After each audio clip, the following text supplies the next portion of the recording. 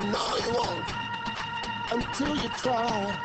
You'll never get happy. You'll never get happy. Until you try. You'll never get happy.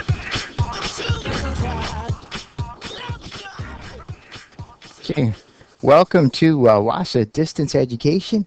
This is MEL3E, Math for Everyday Life. I'm Pete, I'm your teacher, and let me tell you, this is a pre-recorded show. Okay, so you're going to pre-recorded class. So you're going to, if you have some questions, don't call in today. Just write them down, and I'll answer them when I come back on the air tomorrow. All right. So Smart Bridget, you still log into Smart Bridget, and that'll work fine for you. Okay. So this is a pre-recorded class, and I'm just going to go through the same thing I normally do. It's just you won't be able to talk to me on the air. Okay. Now, in case you're wondering where I am today, if you're hearing this, it means that the weather was good, and I'm going to Wiagamow. So I get to see you there. If you're in Wiagamow, come and see me at the Learning Center Monday afternoon or Tuesday. And if you need some help with your math, I'll be there. And if you're taking any course at all that has math in it, you can come and get some help from me. Okay, so I look forward to that, and we'll be back again live on Tuesday. I'm going to broadcast from Wiagamow. So where we started out yesterday, we finally got to Unit 3, which is just great. We're in week 5 of the 9-week course, so we're right on track, starting the third unit. So we're at the halfway point of the course. And we did have a little bit of time yesterday to talk about credit cards, which is the first lesson in Unit 3, Lesson 11. And we're going to just keep talking about credit cards today. I'll do a little bit of review just in case you missed some of that yesterday about credit cards. And throughout this, you're probably going to, it may seem like I'm down on credit cards. It's just because they're very expensive if you carry a balance. That's really why I'm down on credit cards. Also, it seems just sometimes a little too easy to get a credit card. So that's why I'm down on them. But as far as being useful, they're really, really useful. Credit cards. Okay. So one of the things, and this happened to me. I was traveling. I was in Montreal, and I drive old cars. We talked about the old versus new car, and the differential in my car uh, broke with a lot of smoke and flames. And anyway, I couldn't get back from Montreal. So I had to get a new differential, rebuilt differential. And that's where the credit card came in, because, back then I didn't have a whole lot of cash. So I had to use my credit card to get that differential. That's a good reason to have a credit card. Some emergency like that. It's a good reason to have enough of credit limit on it that you can pay for something in an emergency. Okay. So the idea behind a credit card, then, they look like debit cards, but the difference is instead of the money coming right out of your bank account, they'll give you a few weeks to pay. Now, it used to be a month, but it's not the case anymore. It's usually about 3 weeks or so, and then you'll get the bill for your purchases. It really depends on when you use it. I guess technically you could have a whole month, but you'd have to make your purchases the day after you paid your last bill. So we talked yesterday about how credit cards, they ask for a lot of information from you. They want to know what what you do for a living, right? That gives them an idea of how much money you make, honestly, because if you're a doctor, right, they'll probably send you a card with a higher credit limit, than if you're a mechanic. Right? Well, maybe not. Then if you're a teacher, for sure. Okay, doctors, I'm sure, make more than teachers. But there you go, right? So they know what each occupation makes, probably more than I do, and so then they're going to send you a card with a higher credit limit or a lower limit. If you're a student, they'll send you one with a really low limit if you can get one at all. And if your first card, no matter who you are, they'll probably send you one with a really tiny limit, maybe about $500 on it. that you can spend. And once you've had that for a while, you can ask them for a higher limit. Okay, and that's true no matter who you are, no matter how much money you have. It seems anyway, and that's for the major cards. So they want to know your address so they can send you the paperwork, so they can send you your card, so they can send you the bill. And that's important because, if you move and you don't tell them and then you lose your card, they're going to send that card to your last address you have on file. They're not going to, let you call them up and say, hey, I lost my card. I moved. Send me one to the new place. That sounds fishy, right? The other thing that they want to know, and there's I think a key question or maybe an exam question about this is, they want to know whether you're owning this home, you have a mortgage, whether you're renting or whether you're just staying somewhere, and that's because our housing is usually our biggest cost. Right, especially in the south here, it's usually the biggest expense that we have, and the vehicle is probably the next one. So that's the thing about having why they ask that question. Okay, it's they want to basically get a sense of how much you're paying a month, and it's especially important if you're staying with somebody because then they know that that's really it's maybe $700-800 a month. That if your living situation changes, then suddenly your amount of available funds are going to go down if you have to buy or rent. Okay. And then there's a little info if you're self-employed. It's a little harder to get a credit card if you're self-employed. Not impossible, especially if you've been doing it for a while and you have some tax records. Um, so so they'll work you through that. Okay, and then they also want to know household income because that makes a difference too, right? If you're living in Sulikout in a house, rents are pretty expensive here, so but maybe you have two people in the house that have income, maybe you have three people in the house, right? So that makes a difference to them. Okay. So that's why they ask you all those questions. It seems very intrusive, but if you think about it, they're taking a chance on you, right? Because this is unsecured debt. This is not something where you use your credit card and then they can come and take the thing back that you bought. They can't really do that. Whereas with a car they can, or with a house they can. Okay, so that's why they ask you so many questions. Okay.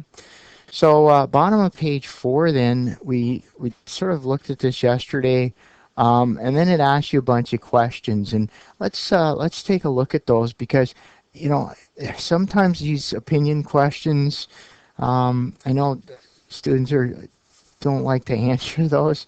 Maybe you're worried that I'm not gonna, it's not a math question. How am I gonna mark it?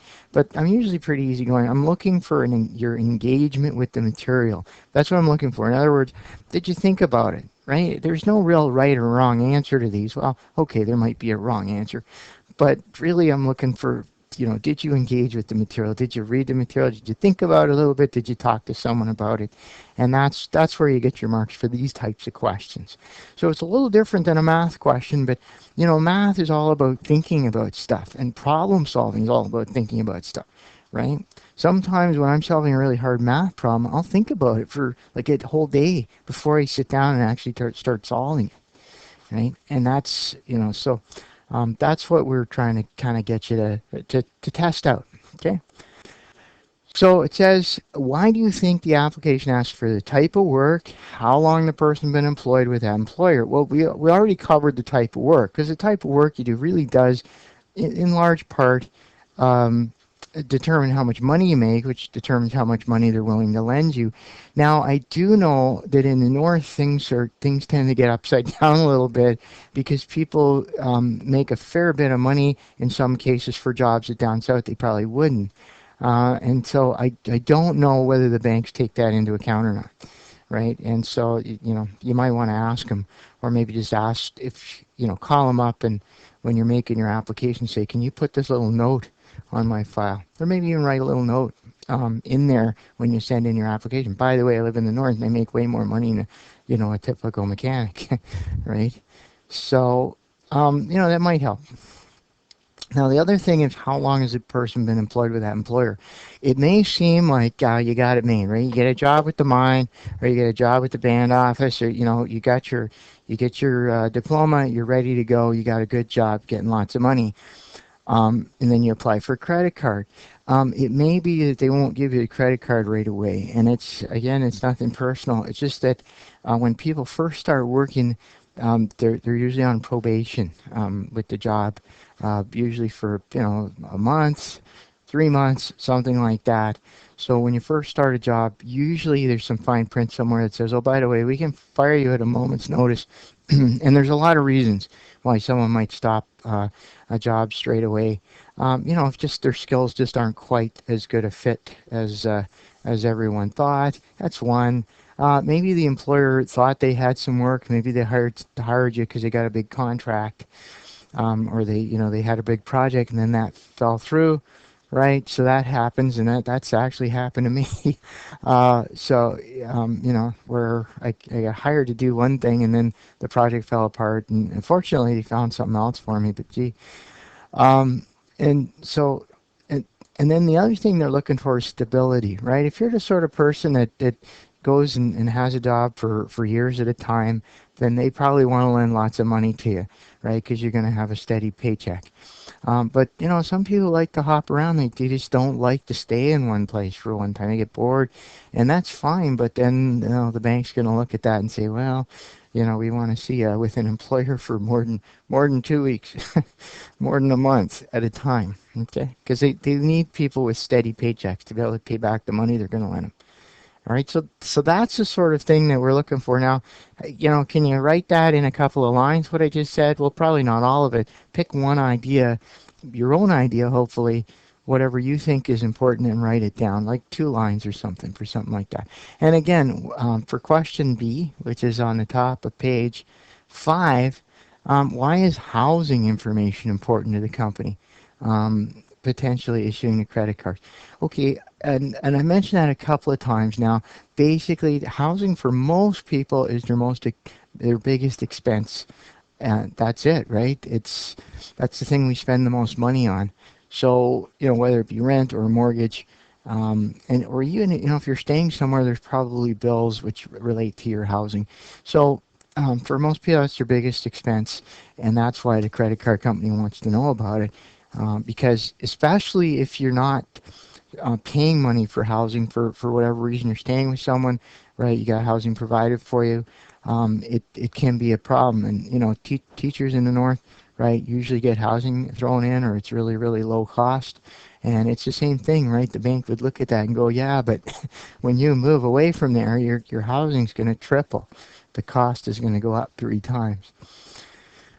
Okay, so now, question 2 actually stumped me a little bit because, credit cards seem to be it. It said, other than credit cards, what are other ways of purchasing items and paying for them later? So, what I came up with a check, which isn't really correct. You write the check, and then it might take a week, but you've paid for it right away. You can't really write a check if you don't have the money in your account. Some people do, but it's not right. You're taking a chance, right? So, and then loans, I guess, is probably the main thing, and I think that might be what they're trying to ask us. You can get a loan, right? So, if someone wanted to buy a car, maybe they could put it on their credit card, but if they went and got a car loan, chances are very good that they would get a much better rate. Okay, a lower interest rate, and so it costs them less to buy it. And then I talked about layaway. I'm not really sure that really counts in this question. But if I was marking this and you said layaway, I'd probably give you the mark too, just because that's what I thought of. The idea of layaway isn't really that you get the item right away, though, right? You pay a little money on it, and then but the item you don't get to take it home, right? They put it in the back, and then you come back, every week or every other week for a couple months, and then finally, right, make your last payment, and they give it to you. So I don't think that one really counts. Maybe I take a mark off for that one. I don't know. So there's not that many ways of purchasing items without paying for them straight away. Credit card is the main one that people use. All right, so that's what we looked at yesterday, and hopefully that makes sense to you now. So now we have this thing about choosing a credit card because in Canada we have a lot of different choices about credit cards. We have all the major banks issue credit cards. So Royal Bank issues credit cards, CIBC issues one, Bank of Montreal, TD. They all issue credit cards. Plus, some stores issue credit cards as well. Even Tim Hortons is apparently issuing a credit card. Um, so, and then each one of these has different uh, types of cards available. So there's a lot of different choices, and that's part of the problem. When you go into the bank and you say I want to get a credit card, and they're going to hand you a brochure that has like four different cards in it. So the point of this is really to kind of get you thinking about what credit cards, what are the features and benefits of credit cards, what are the costs, and how to kind of decide which one's for you. Okay. So, for example, I have a credit card, just the one, and it has a benefit. It has a little fee to it, but it also has a benefit which I value and I use all the time, right? So it kind of works out, the cost of it, um, kind of balances out with that benefit that I get from the card. Okay, so and that's really, what we need to look at. Also, what you're doing at the moment at that particular point in your life where you are will depend on whether that card's a good fit for you or not, right? If you're young and you're traveling all over the place, maybe you need a credit card that gives you airplane points, right? If you're a little older and all you want to do is just stay at home and split wood and play with your grandchildren, maybe you're not traveling so much. Maybe you need a card that just has no fee, right, and doesn't give you any benefits because you don't care about benefits, right? So, and that's really what it comes down to, right? You may have to switch your credit card from time to time, just to match your current lifestyle. Okay, so I think I'm in that second category right now. So, um, it says, okay, it asks us a few questions, and I think this one, we did this one yesterday. What's the annual fee on the credit card? So it's $120. There's credit cards that have lower fees, and there's credit cards that have no fees also, right? This one's a premium credit card, gold. They like to name their credit cards with after metals, precious metals, and they all seem to do that: gold, platinum, silver, bronze, titanium, right? They all seem to do that. And then what does it mean by maximum credit limit? Now they say maximum credit limit here, but here they say minimum credit limit. Okay, what that means is that they're going to send you a card that has a credit limit that starts at $5,000 and goes up to something else, maybe $50,000. Okay, now you don't start at the $50,000 level unless you're rich, unless you have a letter from your bank saying that you're rich, unless you drive past the credit card company in a Ferrari, or an F-350 with the special wheels.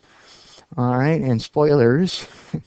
They're not going to give you the $50,000 credit card right away. They probably won't give you as your first card the $5,000 credit card. You kind of have to work up to that. Okay. But what they're saying is that this particular card that you're going to pay $120 a year for, the minimum credit limit they'll issue it for is $5,000. And then the maximum, they don't say what that is. I'm guessing it's probably going to be something like 50,000. It's going to be a very high number because, again, the sort of people that would use this card probably, they go to fancy restaurants in Toronto, they buy dinner for 10 people, maybe that costs a couple of $1,000s, right? They get on jets and, they go all around the world and they pay for hotel rooms that cost $1,000 a night. It's just, so it's hard to imagine, but there are lots of people who do that. So this is a sort of card for them. Okay. And then it says, what's the credit card's annual interest rate? So this is 19.5%. That's pretty high. I think you'll find that the current rates might even be, I think they're maybe about pretty close to that. They have been even higher than that. It's crazy. That's a daily interest rate. They compound that daily, which makes buying stuff on a credit card, if you don't pay the bill right away, it makes buying stuff on a credit card quite expensive. Okay, and then what's the purpose of additional cards? We just sort of talked about that yesterday. They're $50 each, up to 3 available. Really, you're supposed to give it to your spouse, your partner. Okay. You can give them to other people, but you get the bill, right? Some parents give it to their children, right? You got a kid going off to school, right? They give it to the kid, and then if they have car trouble, if they need to buy some gas, they can use that credit card. But again, you get the bill, right? And you can't call up the credit card company and say, hey, my kid went and bought a new Xbox with my credit card. Um, you know, you authorize it, so you'll pay for it. So now we get to the main feature of credit cards, which is that you don't have to pay the money back right away. Usually, you get a grace period of about 3 weeks, and then you have to make a minimum payment, which is usually some percentage of the balance. And then whatever you don't make payment on, they charge daily compound interest at 19.5% or whatever it is. And so then they add that interest to your next bill. Okay. So the sort of the basic formula for credit card balances is this, and you need to write this down, this new balance formula, because I don't think they give it anywhere in the course text. The new balance is equal to the old balance, which is last month's balance, plus any new charges minus any payments. Now watch it; you're taking away any payments. Okay. So that's what the new balance is. So in this case, the example here on the bottom of page 5, we have Brad. He has a credit card balance of $100 at the end of August. He charges 2 more items for $29.99 and $45, and then he makes a payment of $25. What is his new balance at the end of September? So that's 30 days later. Okay, so the new balance is just the old balance right there, plus your new charges, minus any payments. That's it. So you add it all up in $149.99. Okay. Now what I see here, now I know this was an example of how to calculate the new balance, but notice something here. At the end of August, it's $100, and then at the end of September, it's $149.99. It's going in the wrong direction, right? Ideally, he'd have a new balance of 0, and that's the best way to use a credit card. Pay it every month, right? And you're done. Every once in a while, you might have to take it 2 months to pay for something, right? Maybe you need a new computer, right? Your old one broke, you need a new computer. You split it into 2 payments or 3 payments and use your credit card. That's fine. We have to do that. Maybe the motor in your truck burned out when you were down in Sioux Lookout and you need to get a new motor. That's another good reason to maybe finance it over a couple months. But basically, the best way to use the card is to pay it every month. And we're going to find out why that is here. All right, here we go. So now we're going to use the compound interest formula. Okay, so, and we're going to remember that the compound interest formula is A, which is the amount, is equal to P, the principal, times 1 plus I to the power n. I is the annual interest rate, divided, turned into a decimal, divided by the number of compounds per year. Now, in the case of credit cards, they compound daily. Yeah, daily. So here's an example. So this is Brad, I think. If his credit card company charges 19.5% annual interest, how much will he owe if he doesn't make any charges or payments in the month of October? Okay, now that probably wouldn't really happen because there's a minimum payment, though even sometimes right around January, very often the credit card companies will say you don't have to make any payments. What they don't tell you is that you're still being charged interest. But usually there's a minimum payment, and sometimes they write to you and say you don't have to make that payment. It's our gift to you, which is just really them getting a bit more interest. So here it is. You use the compound interest formula. So what are we gonna do here? I'm gonna solve this. It's probably gonna end up the same thing, right? We have our P, which is the $149. So this is basically a loan compounded daily. It's $149.99. Okay, so our I is the interest rate divided by 100, so turned into a decimal, so 195, divided by the number of compounding periods per year, 365 days a year. Okay, and then our N is the total number of compounding periods. Now, we got to be careful here. You know, we could use 30 days because most months have 30 days. But it turns out that October, if we look it up on our calendar, I guess October has 31 days. Okay? So, you know, just to be accurate, then we're going to say 31 days. So do watch that. If they just say 1 month, it's going to be 30 days because you don't know what month it is. But if they give you a specific month, just look on your iPhone or on your gadget, your phone calendar, and find out how many days that month has. Unless you have them memorized. And if you have a good system for memorizing them, let me know because I've memorized a lot of stuff. I don't have that one memorized. Okay, how many days there are in each month. Every time I do it, somebody tries to show me some weird trick with their knuckles or something.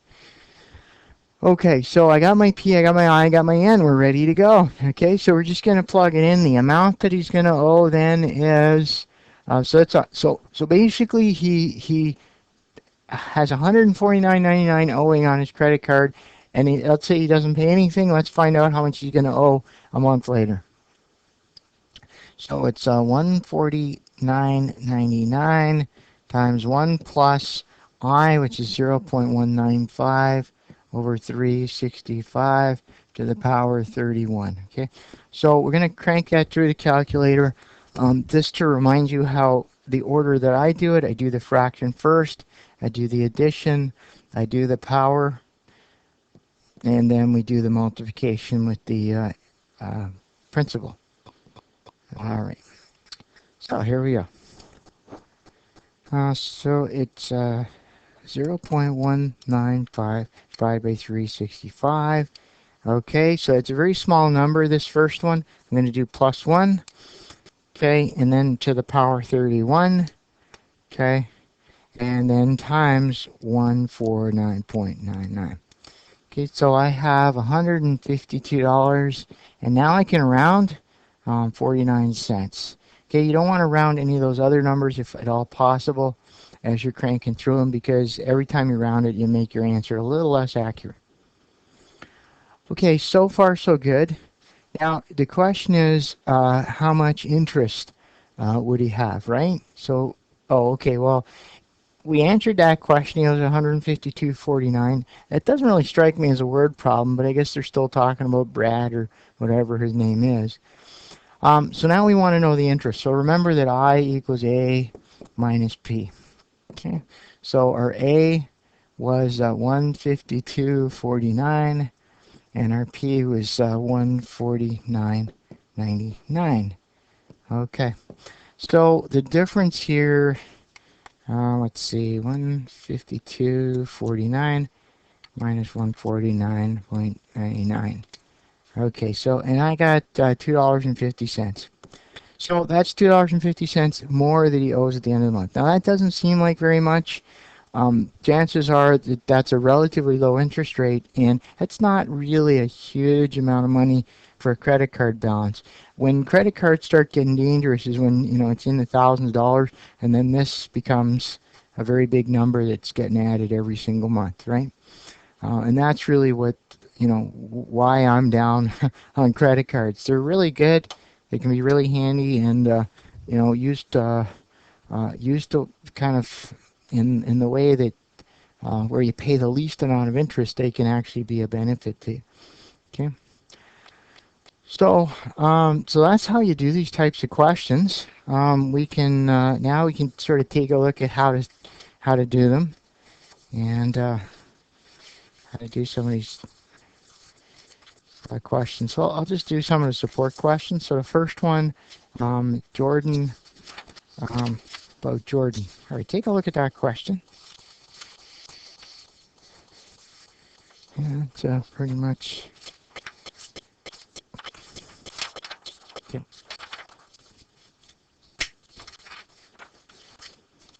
So what we have here is Jordan wanting to buy a DVD. Let's call it an iPad Mini, shall we? Okay, there you go. So yeah, so we're gonna solve that one. Now I don't know how much room we got here. I guess I can try to plug it in. So Jordan purchases a $249 iPad mini on March 1st with his credit card. Um, he also makes a minimum payment, oh, okay, of $25 March 30th. If the balance at the beginning of March was $135, what is his balance on March 31st? So this is a new balance question, right? Because you know how I know it's a new balance question? Because it's asked for his new balance. Okay. So this is part of that four-step problem-solving model that I talk about all the time. Step one is understanding the question. Underlining stuff, pulling out the important information, it kind of helps me do that. It can help some students. If it works for you, great. Try it out. If not, then maybe writing it down on a sheet of paper. That's the way I started out, was writing stuff down. That's the way I was taught, but I find that underlining stuff is a lot quicker. So it's a new balance question. So now I need a plan of attack. And my plan of attack and my plan of, the plan to solve this problem is to write out this formula, new balance. I don't have to write out new balance. I can write NB. New balance equals the old balance, right? Plus purchases, or charges, new charges, right? Minus payments. Okay, so that's the formula. So what do we have? Do we have everything we need here? I think we do. All right, so our new balance then is going to be, what was the old balance? All right, so this is his balance at the beginning of March. That looks like the old balance right there. So it's going to be $135. Okay, his purchases, the $249 that we decided was an iPad mini, not a DVD. $249 iPad mini. And then he made a minimum payment of $25. So a lot of credit card companies require a minimum payment. And it's usually, some percentage or $10, whatever, if your balance is less than 10, or there's $10, right? So yeah, that's usually the minimum. But the problem is paying the minimum usually just covers the interest, or maybe doesn't even cover the interest. So that's where things get dangerous. Okay, so let's work that out. So it's the old balance, so it's $135. Okay, so plus is $249, $249 iPad Mini minus the payment of $25. Okay, and so now Jordan's new balance is going to be $359. Okay, so that's how you work that one out. So now we have that, and now we're able um, to then work out how much interest there would be on that. Okay, so let's see here what we.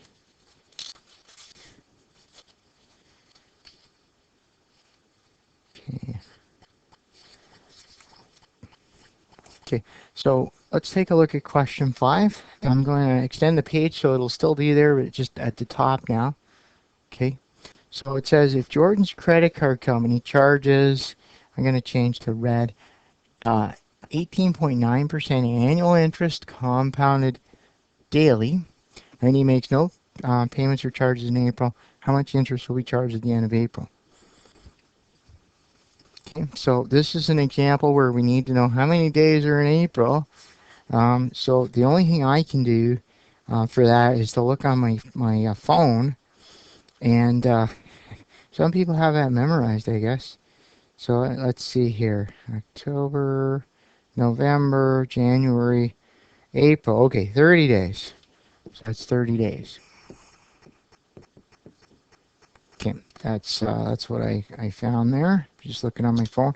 Now, these types of questions, obviously, February, which changes length depending on the year, we'd have to know what year it was too. So, or they might just give you the end date of February. So Jordan's credit card company. So I think we have everything we need to know. We're going to use the a compound interest formula. Okay. And our principal is going to be what? What's our principal in this question? Okay.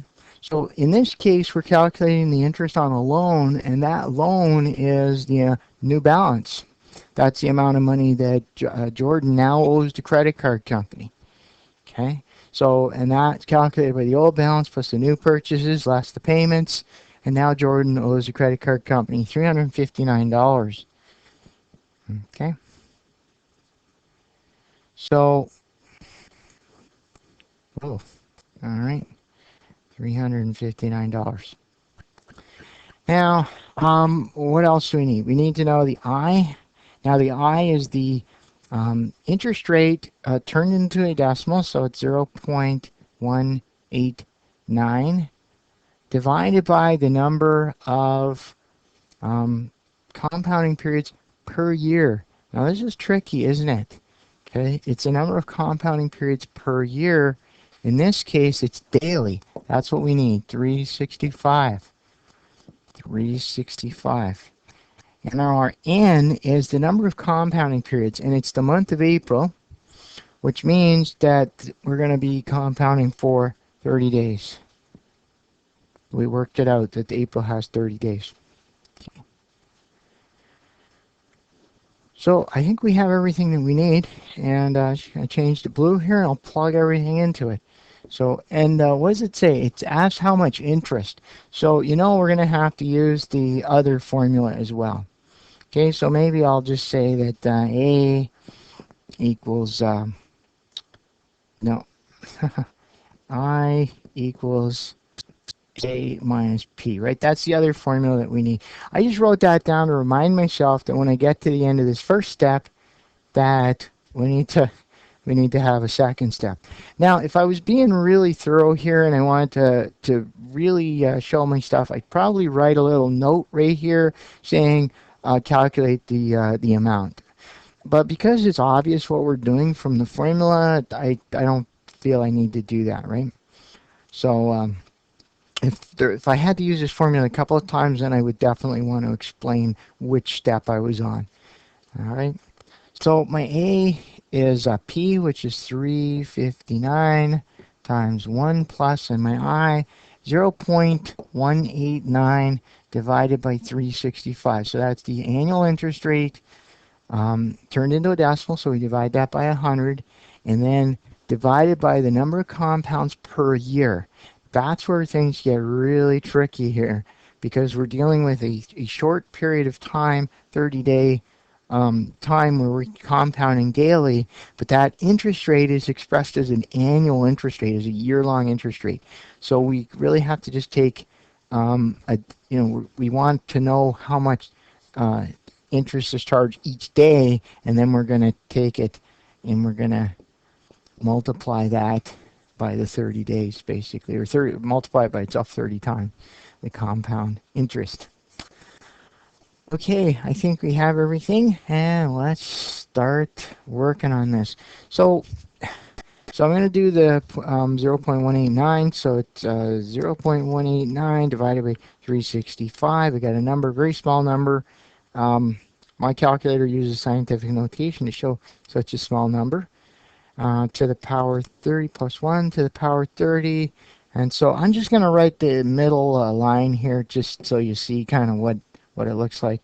1.015651447. Now, that's a big number. The problem is if you rounded that to just a couple of decimal places, you'd really change the final answer by quite a bit. So we don't want to round that. That's why I don't have you write it out. Okay, I just have you go from this step to that step, and you can keep all those digits in your calculator.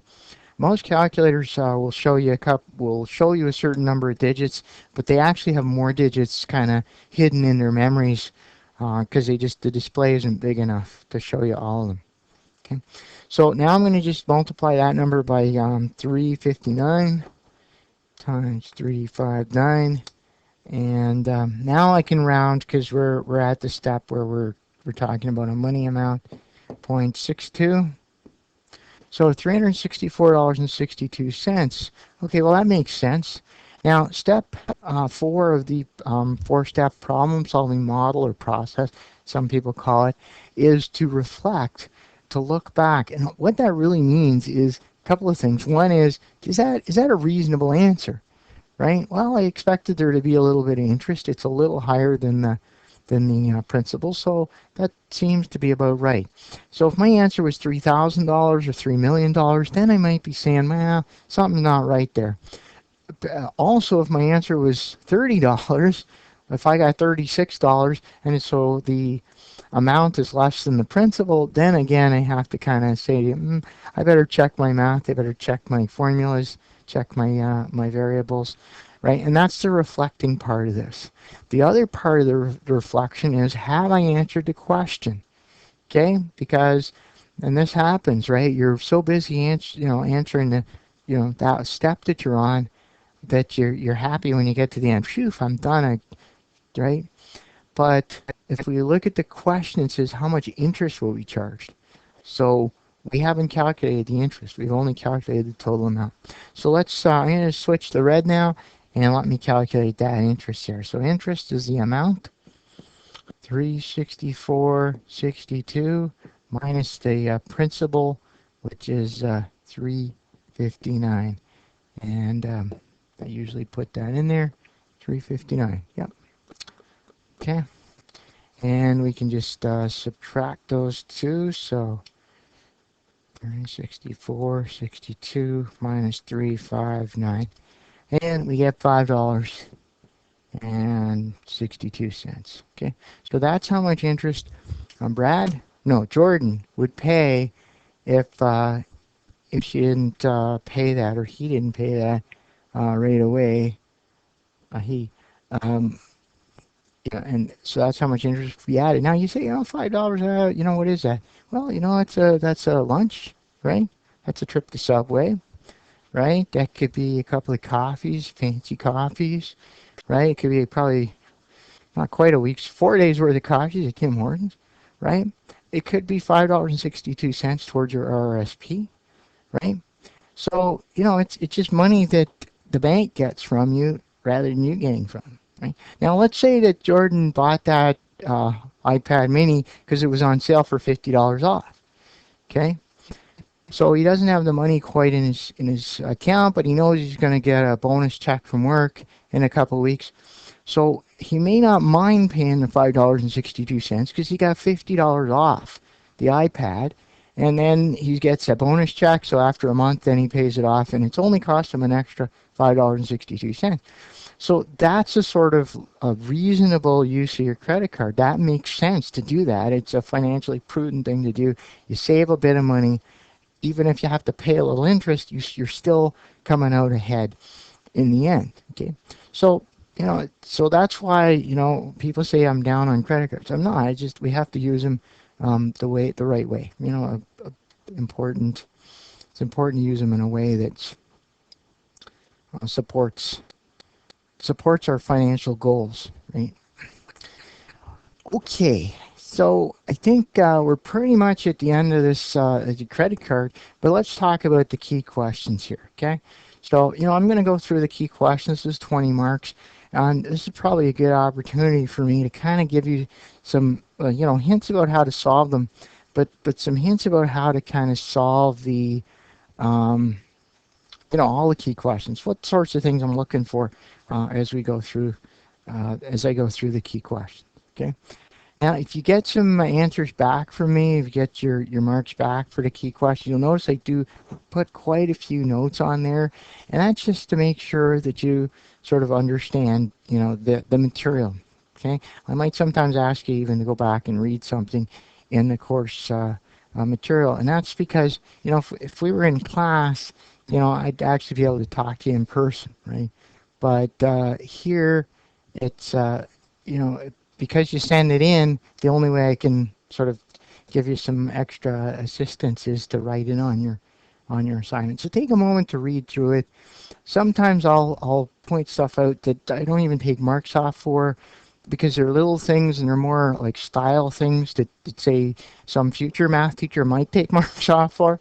Okay, so all right, well, let's take a look at the key questions, and we're on page 7.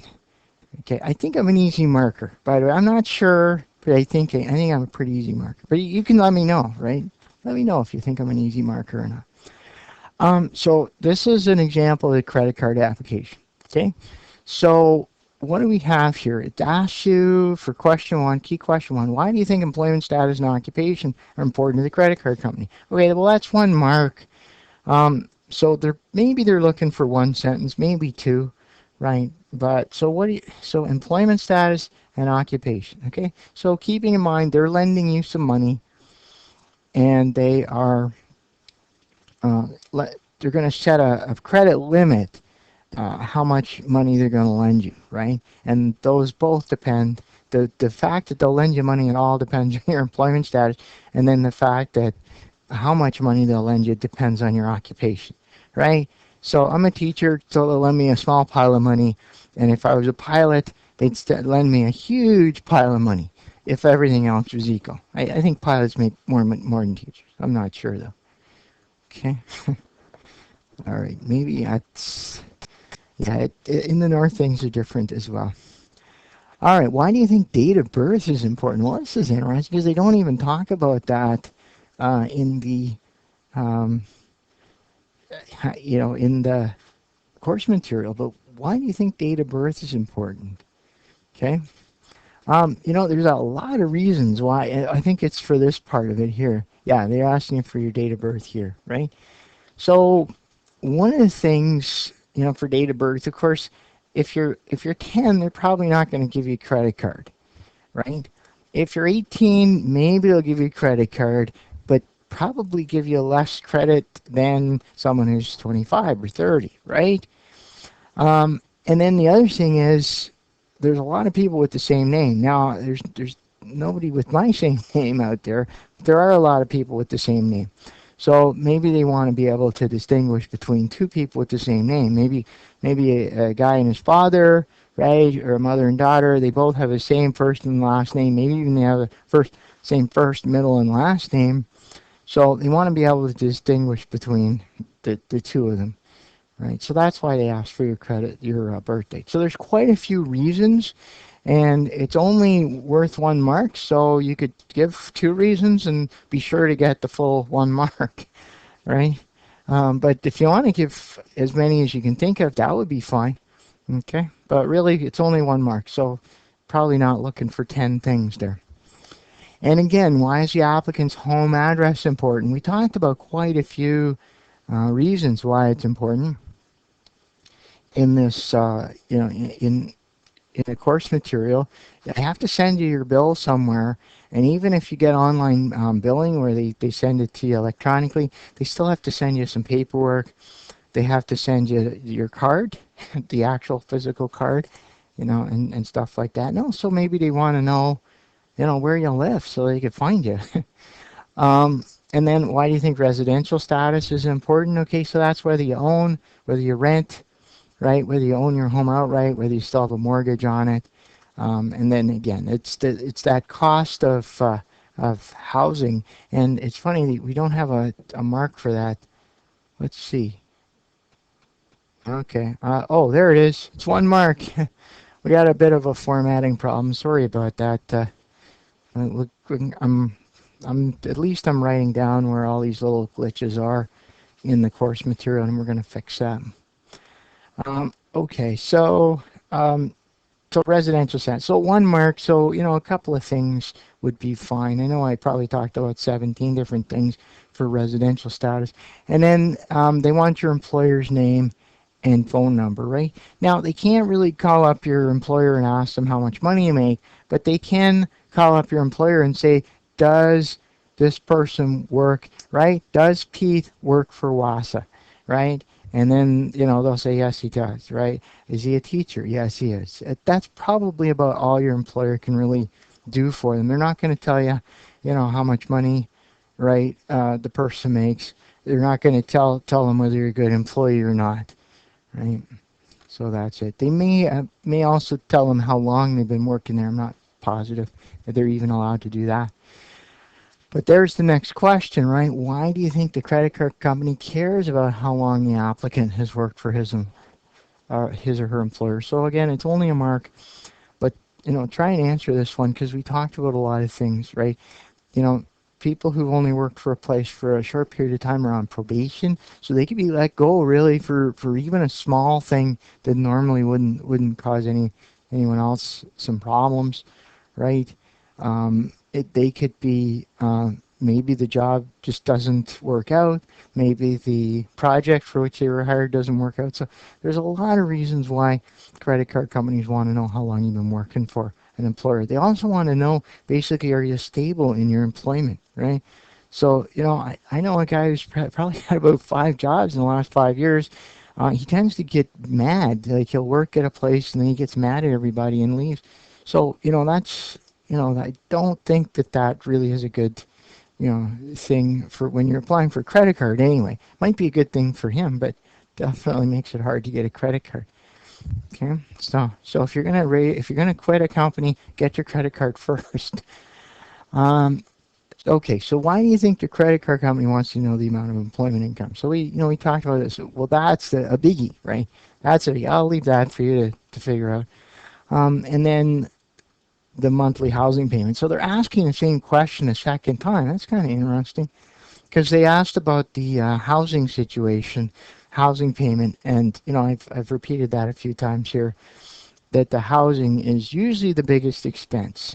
Okay, for most people, and so they need to know that. And they also need to know if you're not, for whatever reason, you have a situation where you're not paying for housing, because that can change, right? If you're just staying with someone, if you're couch surfing, or if you're staying with your auntie because you're going to school, you know, they're going to take that into consideration when they're thinking about giving you some credit. Oh, explain what might happen if you did not supply the correct information to the credit card company. They have, or tried to hide information. They have databases. They probably know more about you than you do, right? I was talking to a company one time, and they knew all of my addresses, every single address I've had in my entire life, pretty well. I couldn't even remember some of my old addresses, and they had all this stuff. Okay, so they have a lot of information, a lot of databases that they check. They cross-reference everything you tell them. So chances are, if you make a mistake or if you didn't, if you missed some information, they would probably know it. I think at the very least, do you think they'd send you a credit card if you told them you made 100,000 a year when you only make 50? Probably not going to send you a credit card, right? Or if you made your age a little higher just to make yourself look better, I don't think you get a credit card. Now, the question is then, would they also kind of make it even more serious? Would they get the constabulary, the law enforcement involved? I don't know, but I don't think it's wise to find out. I think if you're going to fill out that credit application, give them everything they want, exactly what they want, and then just let the chips fall where they may. Okay. So here's a couple of credit card applications. We'll wrap it up right here. It's basically you're being asked to find information. Okay, so here's an annual fee there. Um, no annual fee on that one. Why do you think the annual fee varies? Well, the stuff that you get right here, there's stuff you get. Okay, so there's all sorts of good stuff that you get, right? You get an annual cash rebate on this card, stuff like that. So there's all sorts of good things you can get on this card, on these different cards, right? So one of them gives you air miles. Okay, one of them gives you cash rebate. Okay, so if you fly a lot, you might want this one, and if you want a cash rebate, you might want this one. Okay, so that's the reason why there's different fees and different benefits, right?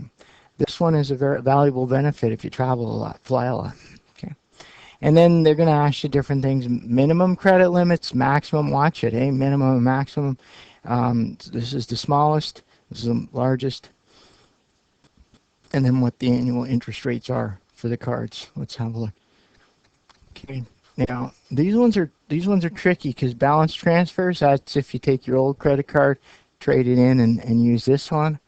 So they don't really talk about that's a really low rate right there. Wow. Okay, so I guess we're gonna put it away right there, and so I'll be back live tomorrow, which is Tuesday, and thanks for joining us, and we'll talk to you tomorrow.